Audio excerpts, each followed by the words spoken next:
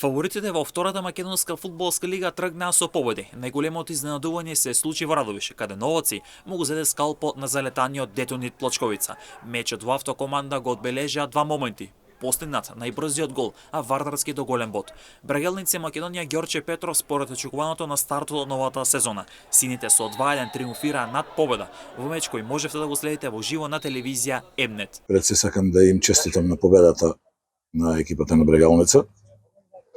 Одигравме еден доста солиден надпревар. Како и по обичај примивме доста наивни голови на наши индивидуални грешки. Постигнавме еден гол, пробавме да се вратиме во игра, не успеавме да дојдеме до тој изедначувачки гол. Мислам дека дечките дадоа се од себе. Се надевам дека наредните надпревари тие грешки индивидуални ќе ги сведеме на минимум и дека ќе имаме и подобри резултати и подобра игра.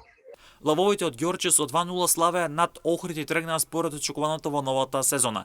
Екс-прволигаште се фаворити за првите две места на патот кон експресно враќање во елитата. Голот на колото беше постигнат во Кочини на дуелот меѓу Осово и Вардар Неготино, каде екипата од Неготино беше подобро со 1-2. Во надпревар кој експлозивно можете да го следите на спортскиот канал Емнет Спорт. Атрактивен гол од 25 метри постигна Стојче Стоев за 1-1, гол кој долго ќе се памти во македонскиот фудбал.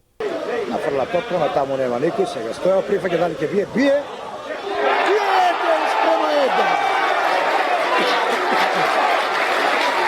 Феноменално! Неверојатен гол на Стојанче Стојов. Екс-прволигашот Скопје и вардарскиот Богданци ремизира откако одигра 2-2 во автокоманда, а овој меч беше одбележан со најбрзиот гол во македонскиот фудбал, откако искусниот Христијан Кировски на 38 години за само 17 секунди постигна гол за водство на Скопје од 1-0.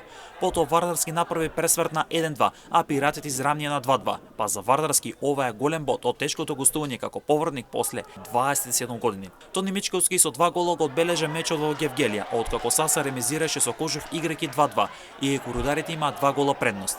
Арсими со 4-2 славеше висока победа над Струмичка Беласица и ги потврдува амбициите за висок пласман и во новата сезона. Најголемото изненадување се случи во Радовиш. Митот за непобедливиот Детонит Плочковица го сруши новаци. Радовишани минатата сезона на домашен терен примија само еден гол и нема пораз, а на стартот од новата сезона новоци му испрати јасна порака на Детонит Плочковица со постигнати 4 поголици за голема победа од 2-4, дека не признава фаворити. Утре ќе се комплетира првото коло со одложениот меч меѓу Борец и Башкими, а истиот ќе започне во 17 часот.